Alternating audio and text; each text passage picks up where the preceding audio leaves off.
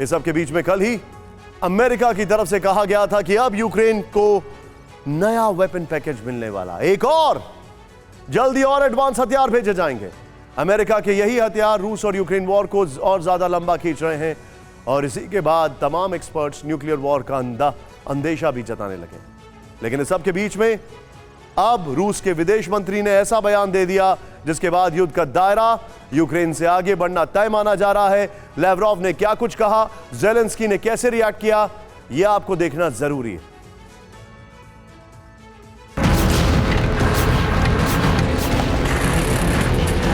Donbas रूस की दुखती रग बन चुका है। अप्रैल में रूस ने डोनबास पर संपूर्ण विजय के लिए सेकंड फेज का मिलिट्री ऑपरेशन शुरू किया था, लेकिन अभी तक इस इलाके पर रूस की आर्मी को ज्यादा कामयाबी नहीं मिली।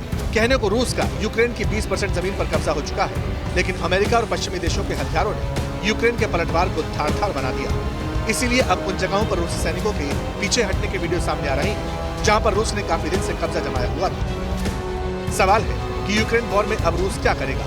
पुतिन का नेक्स्ट प्लान ऑफ एक्शन क्या होगा? क्या पुतिन डोनबास के लिए नई रणनीति तैयार कर रहे हैं? इन सवालों के पीछे यूक्रेन आर्मी की तरफ से दिया हुआ वो बयान जिसे लेकर यूक्रेन वॉर की फाइनल पटकथा के बारे में डिटेल्स दी गई। बताया गया है, बड़ा दावा किया गया है। यूक्रेन फौज का कहना है कि रूस 15 सितंबर तक डोनबास पर कब्जा करने की तैयारी कर रहा है।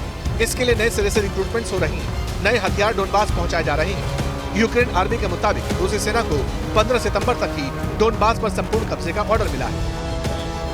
हमारे देश की सेना, हमारी स्पेशल सर्विसेज और हमारी इंटेलिजेंस हर वो काम कर रही है ताकि रूसी फोर्स से हमेशा के लिए निजात मिल सके। रूस ने हमारी धरती पर जो आतंक फैलाया है उससे मुक्ति मिल सके। हालांकि इस तरह की कई डेडलाइंस पहले भी दी गई थी। ये कहा गया था कि रूसी सेना ब्लिट्जक्रीग टेक्निक के जरिए 72 घंटे में ही कीव पर जीत का ऐलान कर देगी। यूक्रेन को संभलने का मौका तक नहीं मिलेगा। इसके बाद 9 मई को विक्ट्री डे के मौके पर रूस की पूरी सेना को मोबिलाइज करने का दावा हुआ, लेकिन बात वही ढाक के 3 पात वाली। न यूक्रेन हारा, न रूस अभी तक जीता। मगर अब रूस के विदेश मंत्री ने नए सिरे से यूक्रेन वॉर को एक्सटेंड करने का इशारा दे दिया। सर्गेई लावरोव ने धमकी दी है कि अब जंग की आंच मोल्डोवा तक पहुंच सकती है। हम ये हर हाल में सुनिश्चित करेंगे कि मोल्डोवा और ट्रांसनिस्ट्रिया में रूसी भाषी लोगों की सुरक्षा की जा सके।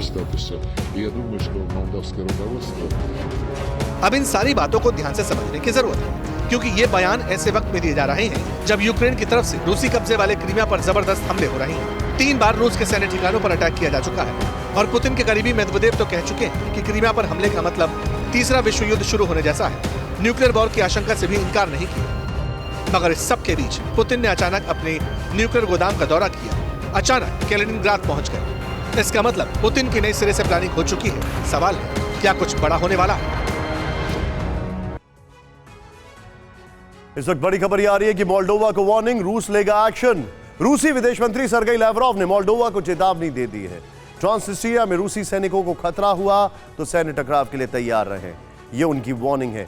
मोल्डोवा, यहां पर देखें आप, मोल्डोवा और ट्रांसनिस्ट्रिया आप समझ सकते हैं डोनबास जैसा इलाका है, लेकिन आउट ऑफ डील। यह है ट्रांसनिस्ट्रिया, आउट ऑफ डील। वो क्या है वो मैं आपको बताऊंगा। मोल्डोवा ने शांतिपूर्ण समाधान के लिए रूसी राजदूत को तलब करने की बात की है। नंबर 1, 1990 के पीस कीपिंग फोर्स के रूप में ट्रांसनिस्ट्रिया में रूसी सेना तैनात है, जो की संख्या 1200 से 2000 के बीच में होती है। संघर्ष में रूस समर्थक अलगाववादियों ने मोल्डोवा से एक बड़ा हिस्सा छीन लिया था। शांति और स्थिरता के भेजी गई रूसी सेना को मोल्डोवा वहां से हटाना चाहता है।